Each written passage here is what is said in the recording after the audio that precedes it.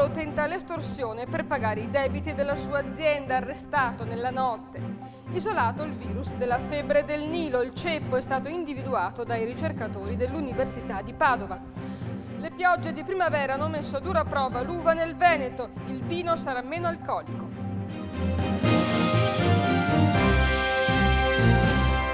Benvenuti a questa edizione del TG di Televenezia. In manette un imprenditore di Dolo, Vittorio Carraro, accusato dai carabinieri di aver taglieggiato un'azienda nella zona di Fossò per far fronte alle difficoltà economiche della propria impresa.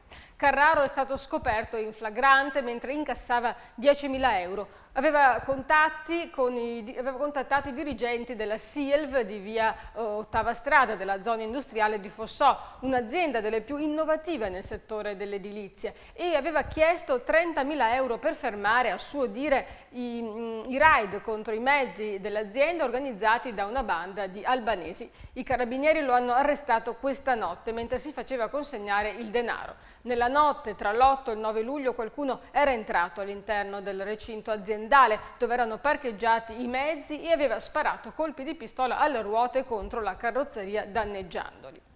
E l'altra notizia di cronaca in primo piano oggi è legata alla provincia di Venezia e riguarda l'omicidio di Mariglia Rodriguez Silva Martins, brasiliana di 29 anni. Il fatto di cronaca è su tutti i giornali e i notiziari di questa settimana. È stata uccisa giovedì sera a Gambara. Il sospetto omicida aveva accusato con una mail falsamente, precisano gli inquirenti, il direttore commerciale dell'azienda di San Quirino, Paolo Zadro, di Concordia Sagittaria, di avere avuto un legame sentimentale con la vittima, in modo da far ricadere su di lui il sospetto di essere l'autore dell'omicidio.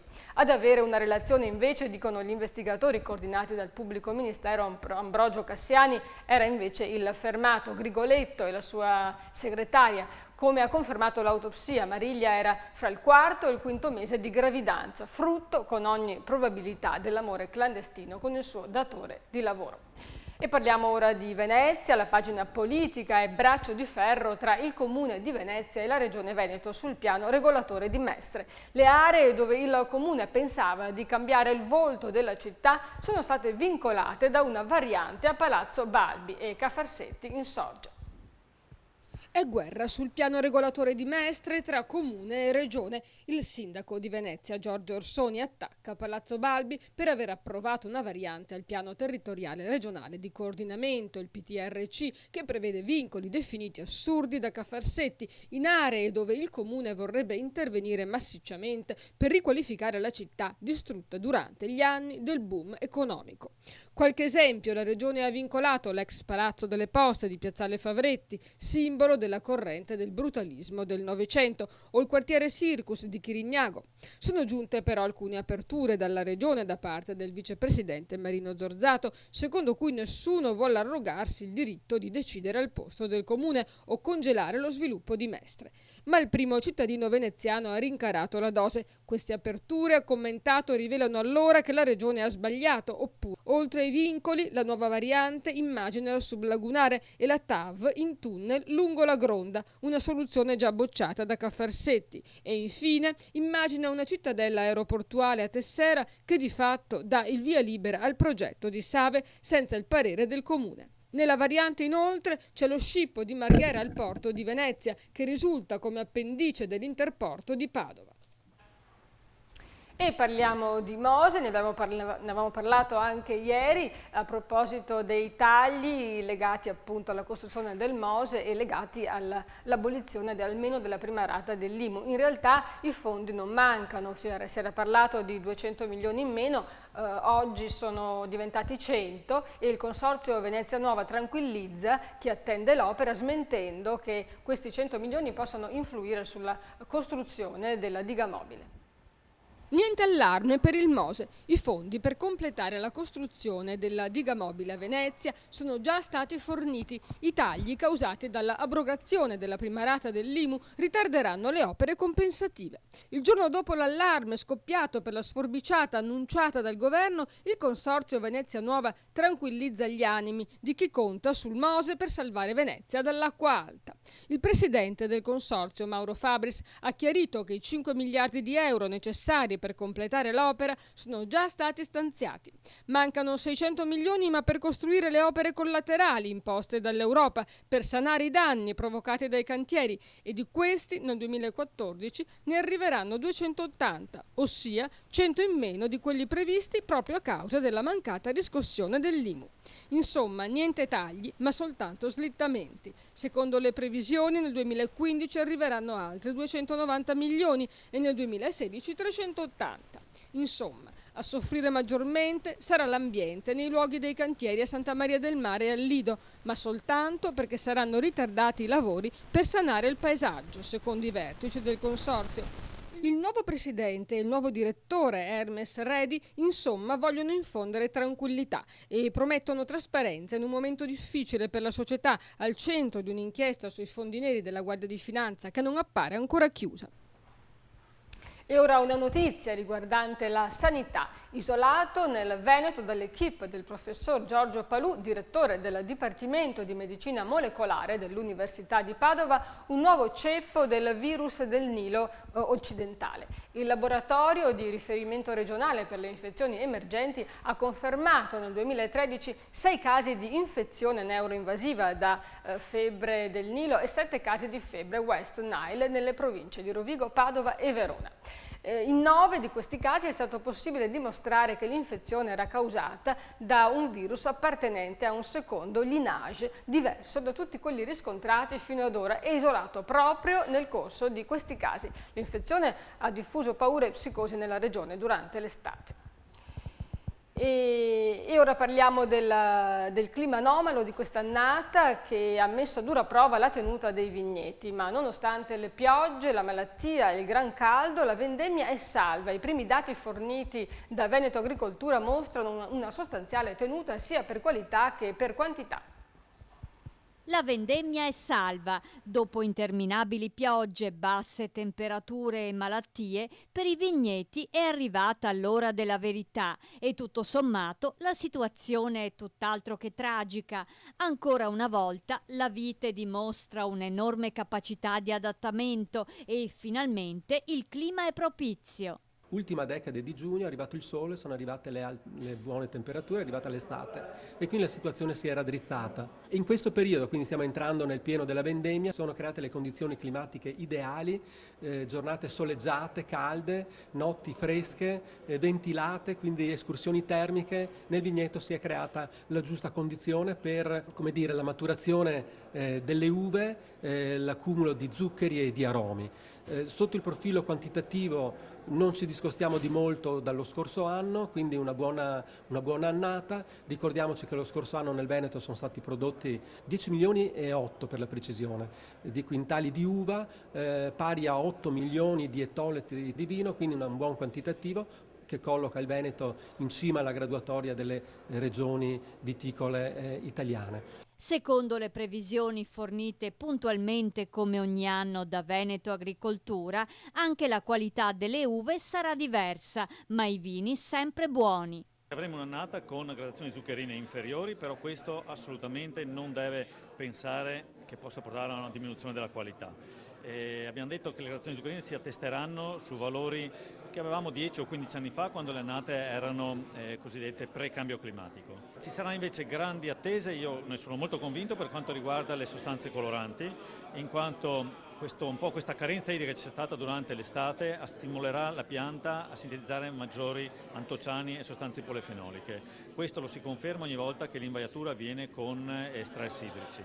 Quindi tutto sommato direi che avremo uve un po' meno zuccherine, quindi vini un po' meno alcolici, ma tante volte proprio quello che si cerca ne fa fede l'annata 2012 dove molto spesso ci si è lamentati di eccessive gradazioni alcoliche. Avremo delle uve con sentori aromatici molto più netti, quindi sentori secondo me molto più floreali e fruttati proprio in vista di queste ultime 2 o 3 settimane dai valori termici inferiori rispetto alla media.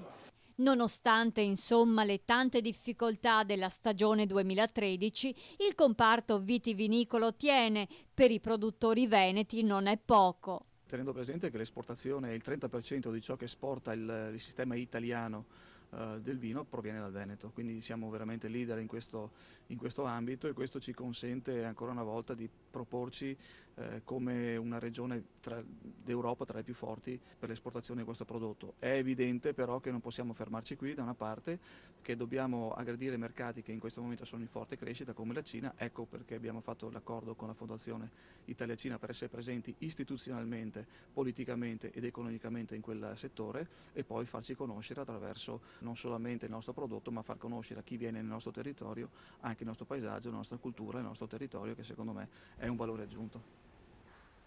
E ora dall'area metropolitana ha suscitato grande sconcerto la morte di un giovane di 30 anni di Pramaggiore, Cristian Portello, affetto da una malattia rarissima. Il giovane soffriva della stessa malattia che ha ucciso la sorella alcuni anni fa, un male che su Cristian si era manifestato a 6 anni e che fino a quel momento gli aveva permesso di vivere una vita normale, ma solo fino a 12 anni, quando è rimasto paralizzato con il corpo e poi appunto ha perso la vita proprio in queste ore.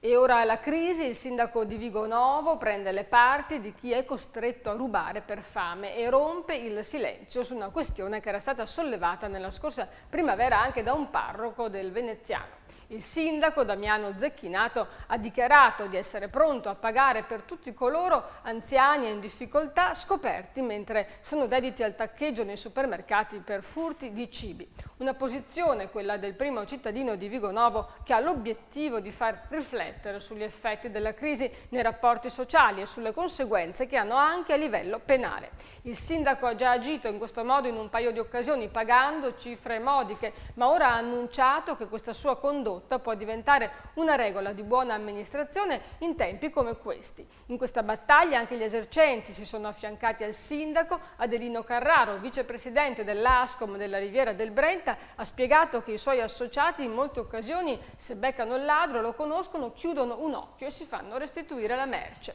Si tratta spesso di persone di paesi in reali difficoltà, una tendenza, dice sempre il presidente degli esercenti, che non avviene invece, non accade nei supermercati e discount, dove i direttori dei supermercati spesso si mostrano inflessibili. E però c'è anche una buona notizia sul fronte dell'economia. L'azienda Acqua Minerali San Benedetto si espande nonostante la crisi e oggi ha sottoscritto un accordo con la Regione Basilicata per la realizzazione a Viggianello di un impianto di imbottigliamento dell'acqua minerale della sorgente Mercure nel cuore del Parco Nazionale del Pollino. Il piano industriale è stato presentato oggi dalla Viggianello Fonti di Pollino, società controllata al 100% dal gruppo San Benedetto, prima azienda a capitale interamente italiano di tutto il mercato del beverage analcolico. L'investimento iniziale sarà di 12 milioni di euro e l'apertura del cantiere è prevista per ottobre nel 2013. E ora altre notizie dall'area metropolitana, Padova, Treviso e Venezia. In primo piano il divieto di fumo nelle aree verdi, gli incentivi per la bicicletta e il contrasto alla velocità sulle strade. Autovelox attivi nel comune di Mirano verso la fine di settembre. 8 le postazioni distribuite nelle varie frazioni, ma l'apparecchio elettronico per rilevare la velocità è uno solo e verrà spostato a rotazione. Le multe potranno essere comminate soltanto in presenza di una pattuglia dei vigili. 2 giovani di Mira convoleranno a giuste nozze grazie all'intervento degli sponsor. A meno di un anno dalla data fissata, gli sposini hanno già trovato quasi tutti i negozi e le aziende che renderanno possibile una cerimonia da favola a costo zero, quando la necessità aguzza l'ingegno. Situazione in miglioramento per la manifattura è uno dei dati più significativi emersi dall'ultimo censimento Istat sull'economia trevigiana. Segnali di ripresa vengono in particolare dal settore del legno arredo, mentre in netta crescita sono i servizi alle imprese, il commercio e i pubblici esercizi. Per certe etnie non è facile andare in bicicletta, in particolare per gli africani. Ben vengano dunque i corsi come quello organizzato a Dosson di Casier e rivolto alle donne immigrate. Si tratta di una serie di lezioni teoriche e pratiche, 2 ore il martedì e giovedì in Piazza Da Vinci. Non si fuma nei parchi di Ponte San Nicolò. Un'ordinanza volta alla tutela dei minori vieta le sigarette, possibilmente anche quelle elettroniche, nelle 26 aree verdi riservate ai bambini e attrezzate con giochi e giostrine. Per chi getta il mozzicone a terra sono previste multe fino a 500 euro. Operazione trasparenza della Polizia Municipale di Padova. Fino a sabato 7 settembre i vigili punteranno i telelaser in via Avanzo, Corso Stati Uniti, viale Regione Veneto, viale dell'Industria, via Madonna del Rosario, via Salboro, via Sorio, via Carnia, via Altichiero e via Rocco. Attenzione! E ora un servizio dedicato a Laura Boato, una coreografa veneziana che è stata acclamata al Festival Oriente-Occidente di Rovereto.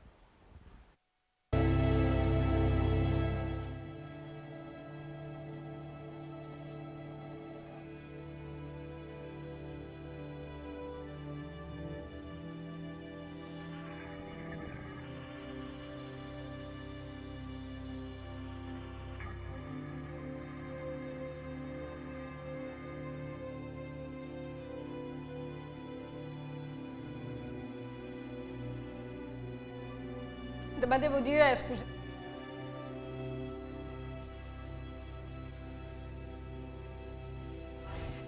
come avete visto c'era un problema tecnico, mancava l'audio, quindi lo mostreremo nell'edizione di domani. Intanto vediamo le previsioni del meteo.